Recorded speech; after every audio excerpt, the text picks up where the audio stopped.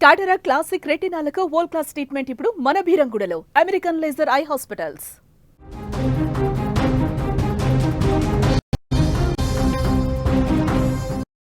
హైదరాబాద్ కోంపల్లిలో విషాదం చోటు చేసుకుంది. పెదనాన్న వేధింపులకు యువతి బలైపోయింది. తండ్రి తీసుకున్న అప్పు చెల్లించాలని ఒకటే ఒత్తిడి చేశారు పెదనాన్న. ఇంట్లో ఎవరు లేని సమయంలో అసభ్యకర ప్రవర్తన, దీంతో మనోవేదనకు గురై అంజలి ఆత్మహత్య చేసుకుంది. నాన్నని కూడా పెదనాన్ని చంపాడంటూ కూడా తను రాసిన ఒక లేఖ అయితే బయటకొచ్చింది. వాడికి ఖచ్చితంగా శిక్ష పడాలు అంటూ కూడా ఆ లెటర్లో భావోద్వేగంగా రాసింది. చనిపోతున్నందుకు క్షమించాలని అమ్మను అంజలి కోరింది. మనుషులు మానవత్వాన్ని మర్చిపోయి డబ్బు కోసం తన మన అని తేడా లేకుండా దారుణాలకు పాల్పడుతున్నారు. విచక్షణ రహితంగా ప్రవర్తిస్తూ చావులకు కారణమవుతున్నారు. ఇలాంటి ఘటనే ఒకటే కుత్బుల్లాపూర్ పేట్ బషీరాబాద్ పోలీస్ స్టేషన్ పరిధిలో చోటు చేసుకుంది. సొంత పెదనాన్న దాష్టికానికి ఓ బాలిక నిండు ప్రాణం బలైపోయింది.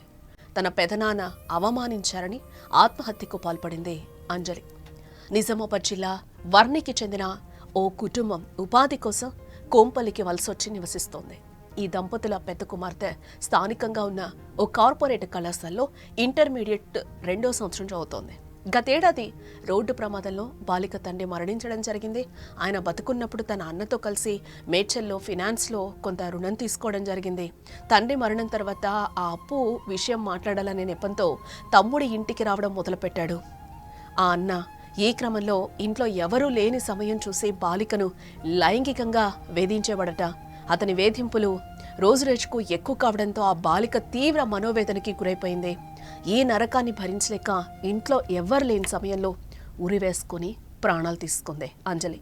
ఇక అంజలి చనిపోయే ముందు ఓ లేఖ అయితే రాసింది. ఆ లేఖ అయితే మీకు ఇక్కడ మేము చూపించకూడదు కాబట్టి చూపించట్లేదు. ఆ లెటర్లో అయితే తను చాలా బాధపడుతుంది. అమ్మకి సారీ చెప్తూ కూడా ఆ లెటర్లో కొన్ని విషయాలు చెప్తూ కూడా ఆ అమ్మ ఈరోజు మరణించింది. ఆ తల్లి కూడా ఏ విధంగా రోధిస్తుందో మనకి స్క్రీన్ మీద కూడా కనిపిస్తుంది. ఆ అమ్మాయి ఇంటర్ చదువుతుంది. గతంలో మా నాన్నను కూడా మా పెద్దనాన్నే చంపాడు, మా నాన్నే చంపాడు, ఆ విషయాన్ని వాడే స్వయంగా చెప్పాడు. సీను అనేవాడే స్వయంగా చెప్పాడు. సీను అంటే అంజలి పెద్దనాన్న, ఆయనే స్వయంగా చెప్పాడు.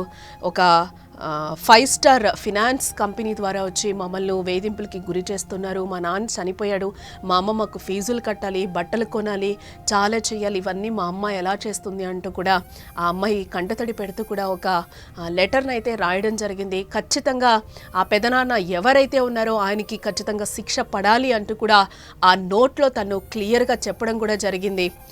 ఇక అంజలి చనిపోయే ముందు కూడా ఆ లేఖని బయటకి పెట్టడం కూడా జరిగింది.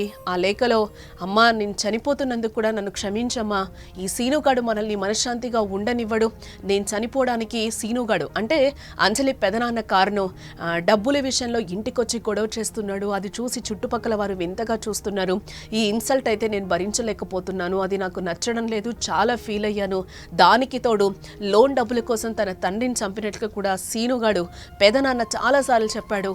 కానీ వాడిని ఏం చేయలేని పరిస్థితిలో మనం ఉన్నాం. దీనికి తోడు పెదనాన్న పెట్టే గొడవల కారణంగా మన పరువు కూడా పోతుంది, బతికే సిచ్యువేషన్ కూడా లేదు, అందుకే చనిపోవాలని నిర్ణయం తీసుకున్నాను, చనిపోతున్నందుకు క్షమించండి అమ్మా, నాన్నను చంపిన వాడికి శిక్ష పడాలి అంటూ కూడా తను ఏదైతే లేఖ రాసిందో భావోద్వేగంతో ఆ లేఖలో ఈ విధంగా తను రాయడం కూడా జరిగింది. ఇక విషయం తెలుసుకున్న బాలిక తల్లి గుండెల పగిలేలా కూడా రోధిస్తూ ఉంది. ఆమె ఇచ్చిన ఫిర్యాదు ఆధారంగా పేట్ బషీరాబాద్ పోలీసులు అయితే కేసునైతే నమోదు చేసుకోవడం జరిగింది. కేసునైతే ప్రస్తుతం పోలీసులు దర్యాప్తు చేస్తూ ఉన్నారు. ఆ తల్లి కూడా ఎంత వేదనకు గురవుతుందో కూడా మనం చూస్తున్నాం. కష్టపడి చదివిస్తోంది. తండ్రిని కూడా ఆ పెదనాన్నే చంపేశాడు అనేది కూడా వాడే చెప్పాడు, పెదనాన్నే చెప్పాడు, క్లియర్గా చెప్పాడు, వాడికి శిక్ష పడాలి అంటూ కూడా చివరి కోరికగా కూడా అంజలి దాంట్లో రాయడం కూడా జరిగింది.